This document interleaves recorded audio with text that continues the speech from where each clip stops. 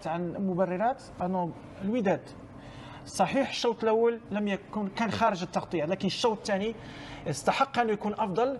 كان هناك بعض الاخطاء التحكيميه اللي لازم نتكلم عليها في الشوط الثاني، اللي ايضا ممكن اخرجت الوداد نسبيا من المباراه، خصوصا عندما لم يحتسب ضربه جزاء، لم يحتسب الخطا اللي من بعده تعطى ضربه جزاء. شوف هذه هي الكره اللي ممكن كان منها ضربه جزاء. شوف هنا دفع من الخلف لمعلول للعملود كان يستحق عليها ضربه جزاء. شوف هنا الارتقاء الاول ثم هي دي مش فاول يا عزيز؟ لا هو واحد بينط على الكره، واحد بينط على الكره، كوع في دماغ معلول. لا هو لا انا بقول لك كوع في دماغ معلول. وين معلول مش من البدايه بس معلول مش طالع للكره وائل. من البدايه يا عزيز، من البدايه كوع في دماغ معلول. ولو دي في ضربه جزاء يبقى الكره اللي في الشوط الاول تبقى محضر واسم لا قضيه في الشرطه يعني. شوف هذه ضربه جزاء. فيها الكره الثانيه فيها خطا واضح. شوف دفع من وراء واضح. اللاعب لاعب الكوره يا عزيز. يعني الحاجات دي يعني مش دي اللي تتحسب ضربه جزاء. لا بس انا بقول انت كنت لعيب كوره وانا لعيب كوره وحاتم لعيب كوره. في كوره خطا واضح للوداد ما تتحسب للوداد. بعد ذلك هدف الثاني للاهلي. مترجد رايح بالكره، هذه فاول. هذا فاول على الاول، هذا فاول يستحق عليه كارت اصفر. ولو اخذ كارت اصفر مروان عطيه ما يلعبش مباراه الاياب. اذا هنا وائل بامكانك تتفاعل مع الكابتن عزيز. ما انا بتفاعل مع الكابتن. لا هذه كارت اصفر. لو ياخذ كارت اصفر ما يلعبش مباراه الاياب. مروان عطيه ما يلعبش مباراه الاياب. المهم هذا اقل.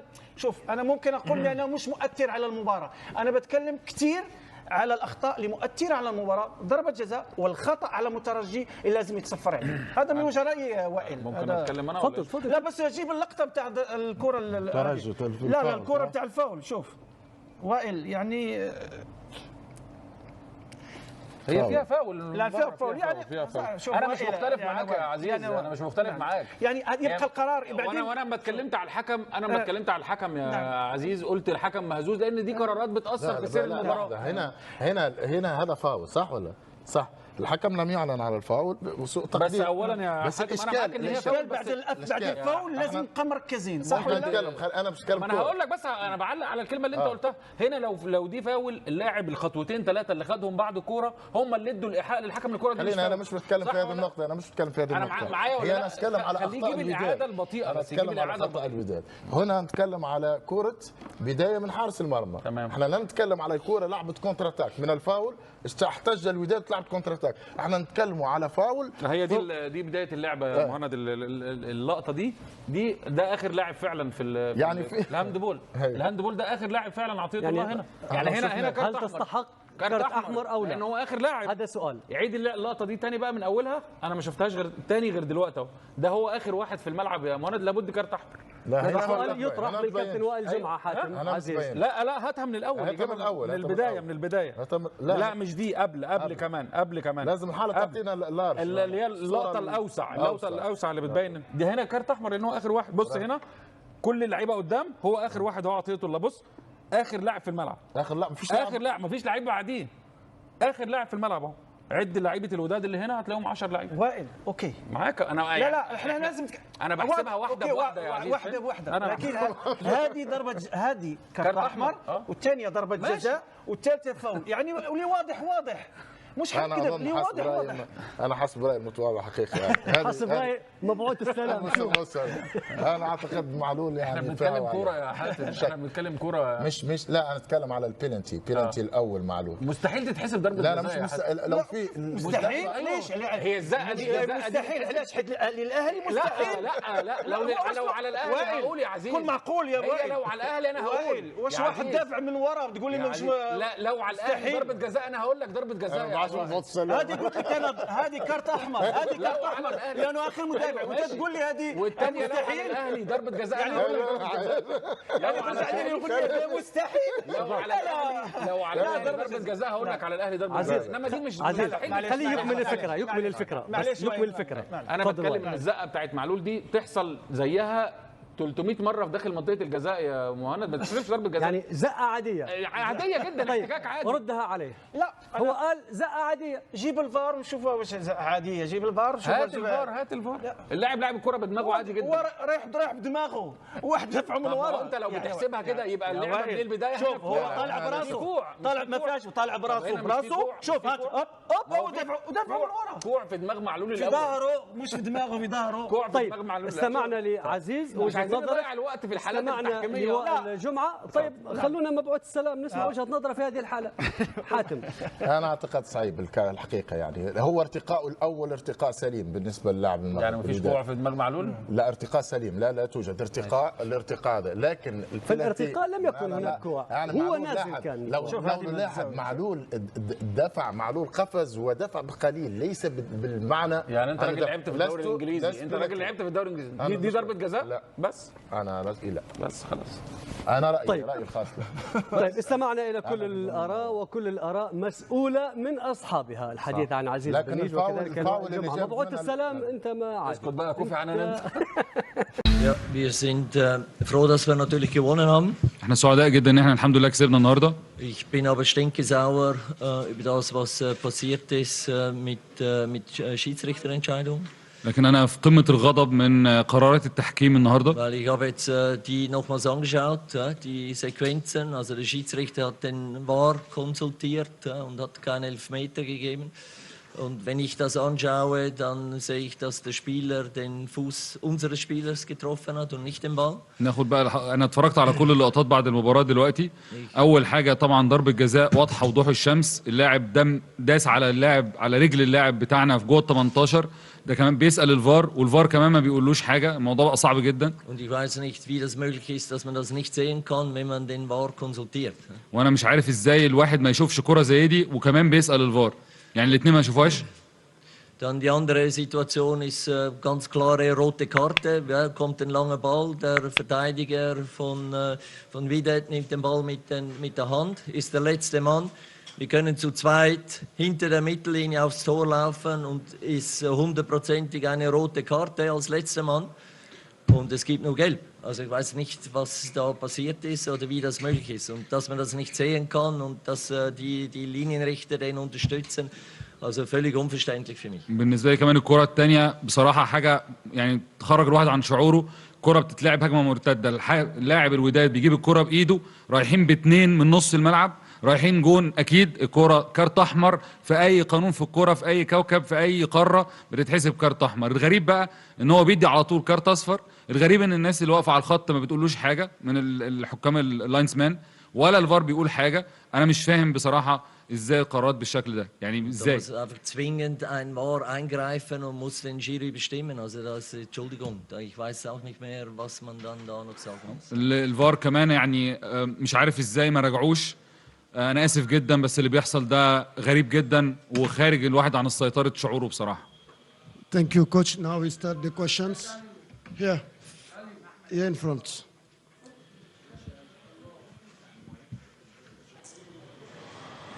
It's open, Baba. No, it's not open. حد يعمل له مايك طيب. المايك مش شغال.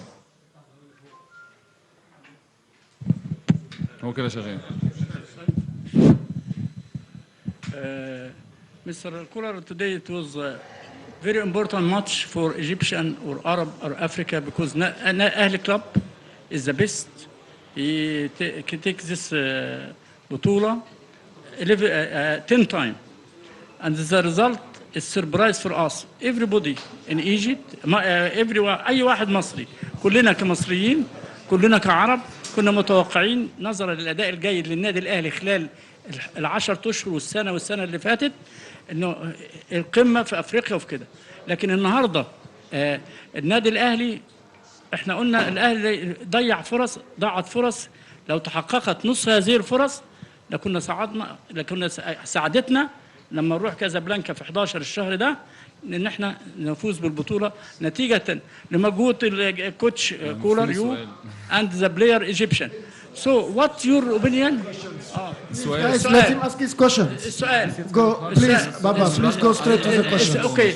السؤال ما هو رأيك أو استعداداتك لنتغلب عن هذا الهدف الذي دخلنا فينا في آخر 10 دقائق وكان يستحق أن لا يدخل فينا، وأمال المصريين معك ومع اللعيبة الاختيار. شكرا.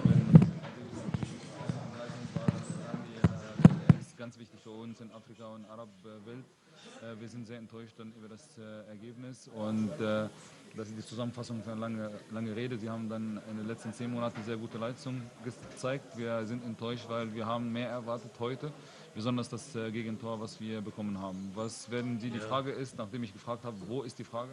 Die Frage ist, was machen Sie oder wie bereiten Sie sich vor, die Mannschaft dann wegen diesem Gegentor, das wir bekommen haben? Also grundsätzlich sage ich jetzt mal, das ist ein Champions League Finale. Also das sind die besten Mannschaften, die sich für diese 2 Spiele qualifiziert haben. Also da kann man nicht einfach annehmen, dass man so machen kann und okay, man gewinnt automatisch. Also Wydad hat auch eine gute Mannschaft, die haben gut gespielt. Und dann ist halt so, okay, wir haben natürlich bei dem Gegentor haben wir auch Fehler gemacht, aber wenn ich jetzt das anschaue mit Elfmeter, mit roten Karte, okay, dann würde das eigentlich ganz anders aussehen. Ist nicht so, können wir nicht ändern jetzt, aber ich bin sauer über das, was passiert ist oder was vom Schiedsrichter geleistet wurde. Dementsprechend, wir haben gewonnen. Und ich bin überzeugt, dass wir auch in Casablanca ein Tor schießen können. Und das ist aktuell der Fakt. Also wir haben nicht verloren, wir haben gewonnen. اول حاجه احنا بنتكلم على نهائي دوري الابطال. نهائي دوري الابطال معناها ان احنا بنلاعب اهم فرقتين او اكبر فرقتين او افضل فرقتين في القاره وصلوا النهائي. مش معناها ان احنا نعمل كده هنكسب البطوله او نكسب الماتش والماتشات هتبقى سهله. بنلاعب منافس قوي، فريق الوداد فريق كويس جدا، بيلعب كره كويسه، قدم ماتش النهارده كويس وعنده فريق قوي. احنا ما بنلعبش نفسنا، فمتوقع ان احنا يبقى فيه نديه. طبعا النتيجه كانت هتتغير تماما بسبب قرارات الحكم، وانا غضبان جدا بسبب قرارات الحكم النهارده اللي غيرت مسار المباراه، ضربه جزاء وكارت احمر، دي حاجه تقلب المباراه تماما. لكن في النهايه احنا كسبنا، لازم الناس تبقى عارفه ان احنا كسبنا، احنا ما خسرناش على فكره. وانا عندي يقين ان احنا ان شاء الله بفرقتنا دي نقدر ان احنا نروح نجيب جون في المغرب ان شاء الله. فاحنا كسبنا وفرحانين بالمكسب الحمد لله. The white shirts. Yeah. But please, guys, excuse me. We see we just have 15 minutes to go ahead. Please go straight to the question. If you want, give the opportunity to everybody to ask a question. No comments. Just go straight to the question. مستر كولر، في رايك ايه سبب تاخر تغييرات الاهلي النهارده رغم ان انت الفريق مع مرور وقت المباراه الاهلي افتقد الحده في الضغط وبدا فريق الوداد يتملك منك نص الملعب وقدر ان هو يخرج بالكره في اكتر من وقت انت كنت بتضغط عليه؟ ليه اتاخرت في التغييرات كل لحد دقيقه 82 وده تسبب ان لعيبه الاهلي بدات تخرج عن تركيزها وفقدت جزء كبير من مجهودها البدني؟ Meine Frage ist, warum haben Sie zu spät dann ausgewechselt? Die haben bis zur 82. oder 83. Minute gewartet dann zum Wechsel. Wir haben schon gesehen, dass der Ahli dann mit der Zeit dann hat angefangen, die Stelle zu verlieren. Dann haben wir Niederspieler. Wir haben versucht, also wir sind, was die Tools angeht, aber auch die Konzentration ein bisschen zugelassen am Ende. Die Spieler haben dann vielleicht neues Spiel gebaut. Warum haben sie zu spät ausgewechselt? Und das haben wir gesehen, dass wir die Leistung haben. Nein, glaube ich nicht. Also beeinflusst hat, dass wir nach vorne gerannt sind. Wir haben 2-0 geführt und wir haben nicht mehr das gespielt, was wir eigentlich auch immer wieder sagen, was wir den Spielern wieder erklären, dass wir im Ballbesitz bleiben, dass wir im Zentrum zustellen, dass wir kompakt sind. Und das haben wir nicht gemacht. Also es hat nichts, und die Spieler konnten nach vorne, konnten sie rennen, aber nach hinten ist dann immer ein bisschen schwierig und das war nicht gut. Wir hätten hinten zustellen sollen und dementsprechend dann mit dem Ballgewinn dann nach vorne kombinieren. Das war انا ما اعتقدش ان كل ده كان بسبب تاخير التغييرات. الموضوع كان بسبب ان احنا بدانا ان احنا كله بقى بيجري لقدام وما حدش بقى بيجري ورا. لا، جري قدام كان كويس وباين ان في لياقه لان كله كان قاعد يجري بس بيجروا لقدام، ما حدش بيقفل في منطقه نص الملعب، ما فيش اللعب بتاعنا كومباكت، الخطوط المتقاربه تلاقي في نص الملعب ما كانش موجود. طمع في النتيجه، رغبه في ان يزودوا. مش دي الكوره بتاعتنا ومش دي التعليمات اللي احنا قلناها ان احنا بنمسك من الكوره في نص الملعب وان احنا ازاي ان احنا طالما كسبانين 2-0 ازاي ان احنا نتحكم في رتم المباراه. بدا يحصل قرارات متسرعه وجري قدام اكتر، لكن اخطاء مننا احنا في كره الهدف لكن مش بسبب تأخير التغييرات.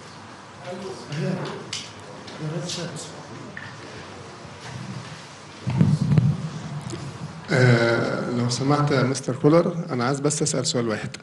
هو المدير الفني اللي بتاع الفريق الوداد هو قال تصريح، قال لك ان كان نفسي اكسب الاهلي 5 زي ماتش سان داونز.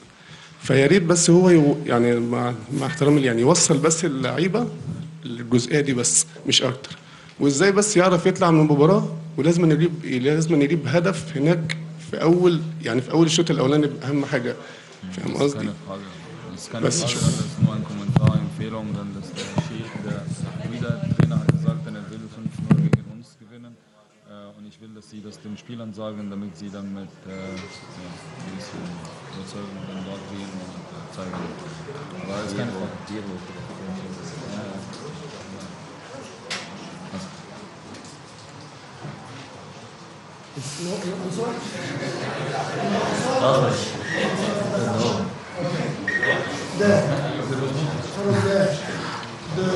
The green shirt on the back.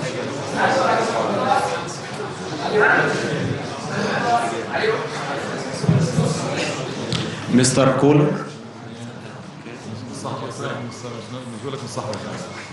Go ahead, sir.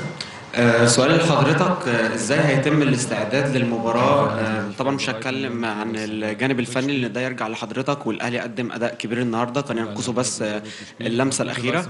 انا هتكلم بس هيتم الاستعداد ازاي نفسيا لتهيئه اللعيبه للمباراه، خاصه ان الاهلي كان خاسر على نفس الملعب في نهايه دوري الابطال العام الماضي.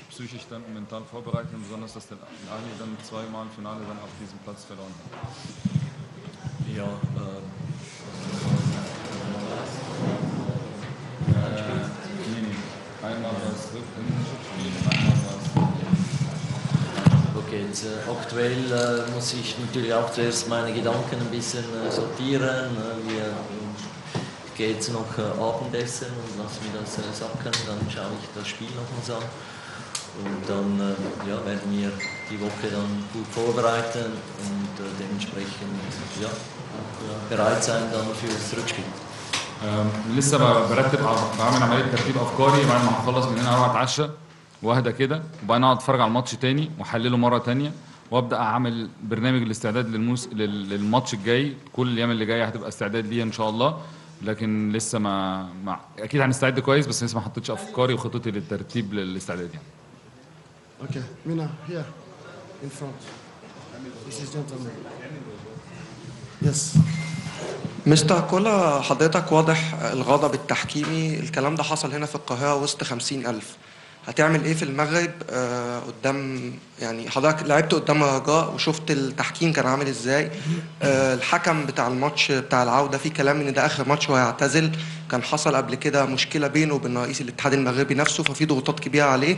هل عندك مخاوف من التحكيم في المغرب، وايه الرسالة اللي ممكن توجهها للاتحاد الافريقي عشان يبقى في تحكيم عادل؟ Wir sind heute sauer dann gegen die Entscheidung vom Schiri und Sie haben recht auch. Aber das war dann hier mit so viele Fehler und vor unserem Publikum, vor unseren 50.000. Was wird dann morgen in Deutschland passieren? Vor die Fans von Marokko, die haben schon in Marokko gespielt, dann gegen Raja, sie haben gesehen, wie wir sind und wie der Schiri dann auch damals dann so war dort.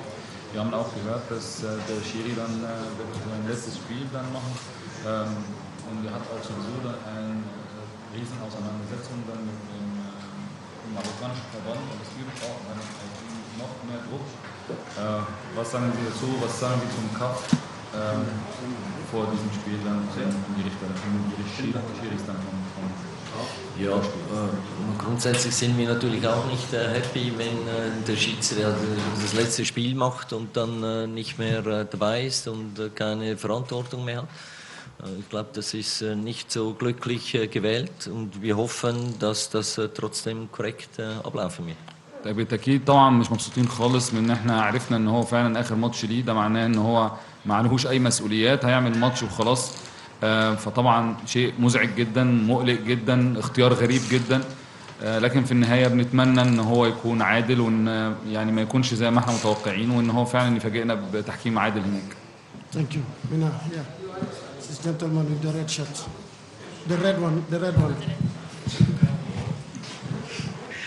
تامر يسري جريدة الديار. طبعا بنبارك لك على الفوز ومش عايزين نحبطك ولا نقول لك ان البطوله ضاعت، لا احنا واثقين في الجهاز الفني وفي اللاعبين، ولكن مدير فني الوداد قال جمله قبل المباراه، قال ان الاهلي ما كانش عنده شغف ان هو يزود النتيجه عن 2، وده اللي ساعده ان هو يتعادل وتوعد الاهلي هناك. فان شاء الله نتمنى استعداداتك قالوا في المؤتمر في المؤتمر الصحفي، فنشوف رد حضرتك عليه ايه، وصاب ميعاد سفر الفرقه امتى ان شاء الله. Pressekonferenz von dem Wieler-Trainer eben gesagt dann das Problem bei allen, dann nachdem sie Please guys, please, can we listen please?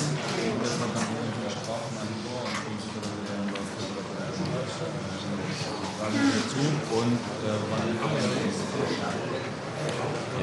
ich glaube, das liegt nicht am Trainer des Gegners zu beurteilen, wie wir gespielt haben.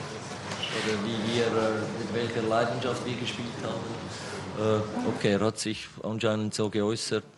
Ich will mich nicht weiter darüber äußern. هو اول حاجه هو مش من حق المدرب المنافس ان هو يتكلم على ادائنا ولا يتكلم على شغفنا ولا يتكلم على طريقتنا، لكن اسمح لي ان انا مش هعلق على كلامه خالص. Thank you coach, thank you Mr. Translator, thank you everybody and good night.